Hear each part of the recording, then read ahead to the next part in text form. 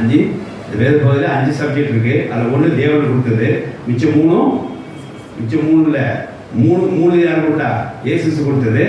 இன்னும் 1 பெண்டிங் இருக்குது, நம்ம டீல் பண்ண வேண்டியது. என்னது? விசுவாசம். விசுவாசம் யார் செய்யணும்? இதை விட்டுருவோம். கொடுங்க ஆண்டவரே, ஆண்டு மகரெல்லாம் பெற்றுக்கொள்வோம். தேவனுடைய அன்பா பெற்றுக்கொள்ற ஆண்டவரே, தேவனுடைய ரட்சிப்பா பெற்றுக்கொள்ற ஆண்டவரே, நித்திய ஜீவனா பெற்றுக்கொள்ற ஆண்டவரே, நீதிமானா பெற்றுக்கொள்ற ஆண்டவரே. இதை எப்படி பெற்றுக்கொள்வேன்?